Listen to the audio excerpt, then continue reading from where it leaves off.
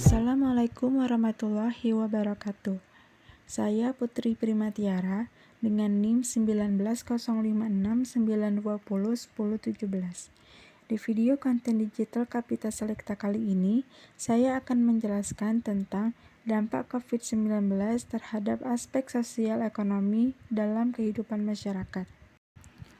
Pandemi COVID-19 telah membawa perubahan besar bagi seluruh lapisan masyarakat di berbagai aspek, termasuk di dalamnya aspek sosial dan ekonomi.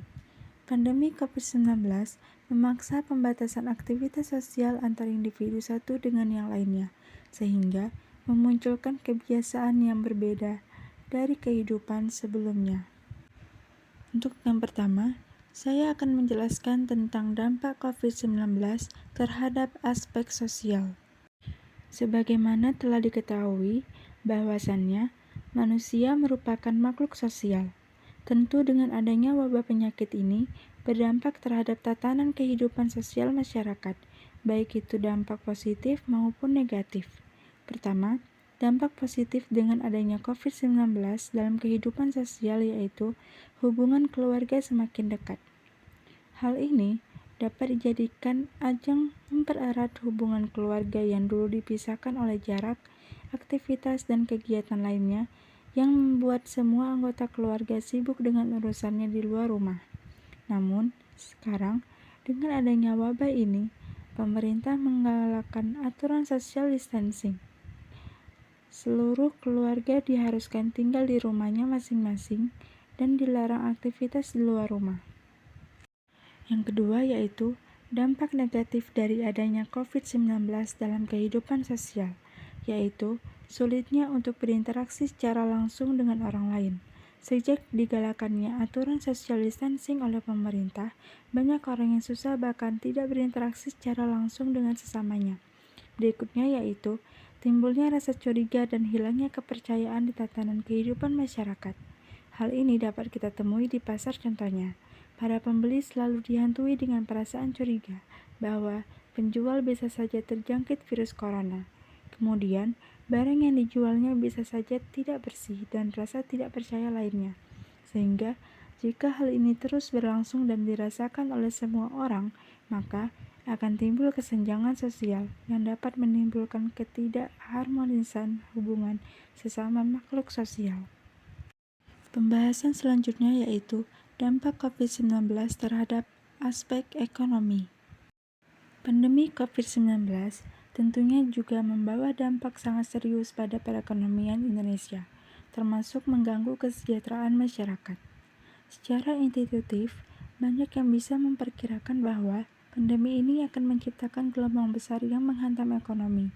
Di tengah ancaman penularan, ketidakpastian yang tinggi, serta banyak hal yang belum terungkap secara utuh mengenai wabah, maka restriksi atau pembatasan sosial yang ketat menjadi langkah yang harus diambil sejak awal. Implikasi mendalam akibat pandemi COVID-19 dapat terlihat dari catatan pertumbuhan ekonomi Indonesia yang kali ini tidak bisa menghindari jurang pertumbuhan ekonomi negatif sebagaimana dialami sebagian besar negara di dunia. Meski pertumbuhan ekonomi Indonesia mampu bertahan di tingkat positif di triwulan pertama, namun kontraksi tidak terelakkan terjadi di triwulan-triwulan berikutnya di 2020 ketika PSBB diimplementasikan di berbagai wilayah. Berbagai pelemahan perekonomian berdampak ke rumah tangga, usaha mikro kecil dan menengah UMKM, korporasi, dan sektor keuangan. Ancaman pada rumah tangga berupa gangguan kesehatan karena terinfeksi COVID-19, bahkan ancaman jiwa, yakni puluhan bahkan ratusan ribu jiwa berpotensi tertular. Selain itu, terdapat ancaman kehilangan pendapatan, tidak dapat bekerja untuk memenuhi kebutuhan hidup minimalnya, terutama rumah tangga miskin dan rentan, serta sektor informasi dan terjadinya penurunan daya beli masyarakat dan konsumsi. Selanjutnya yaitu berdampak pada usaha mikro kecil dan menengah UMKM. Seperti yang kita ketahui, sejak adanya pandemi COVID-19, para pedagang-pedagang kecil maupun menengah tidak diizinkan untuk berjualan karena ditakutkan semakin banyak orang yang terjangkit COVID-19. Akibatnya, para pedagang-pedagang ini susah untuk mencukupi kebutuhan sehari-hari.